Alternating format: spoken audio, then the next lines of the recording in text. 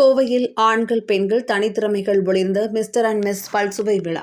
மேடையில் தோன்றுவது என்றாலே பலருக்கும் பயம் ஏற்படும். தனித்திறமைகள் இருந்தாலும் அவற்றை வெளிப்படுத்த பலர் தயக்கம் காட்டி வருகின்றனர்.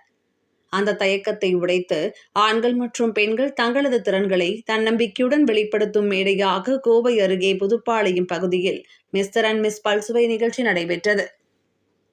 L&I நிறுவனம் சார்பில் அதன் நிறுவனர் லெராய்சன் தலைமையில் நடைபெற்ற இந்நிகழ்ச்சியில் கோவை மற்றும் சுற்றுப்புற பகுதிகளைச் சேர்ந்த இளைஞர்கள், இளம் பெண்கள், திருமணமான ஆண்கள் மற்றும் பெண்கள் உற்சாகமாக கலந்து கொண்டனர். பெண்களின் தன்னம்பிக்கையும் தனித்திறமைகளையும் வெளிக்கொண்டு வரும் நோக்கில் நடைபெற்ற இந்த விழாவில் ரேம்ப் வாக், நடனம், யோகா, சிலம்பாட்டம் போன்ற கலைகளை போட்டியாளர்கள் தனியாகவும் குழுவாகவும் வெளிப்படுத்தினர்.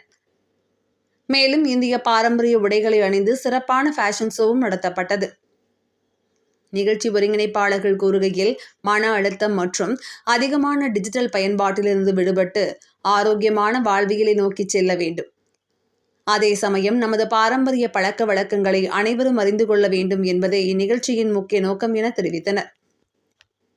போட்டிகளின் முடிவில் ஆண்கள் பிரிவில் முதல் பரிசு அனுஷ் கைலாஷ் A, இரண்டாம் பரிசு மெக்சிலன் ஜாக்ஸ் M, மூன்றாம் பரிசு அருண்குமார் R.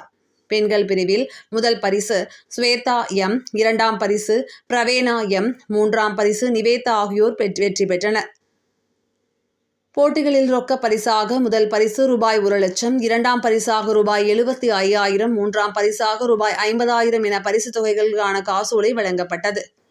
தன்னம்பிக்கை, திறமை மற்றும் பாரம்பரியத்தை ஒருங்கிணைத்த இந்த மிஸ்டர் அண்ட் மிஸ் விழா பங்கேற்பவர்களுக்கும் பார்வையாளர்களுக்கும் மறக்க முடியாத அனுபவமாக அமைந்தது.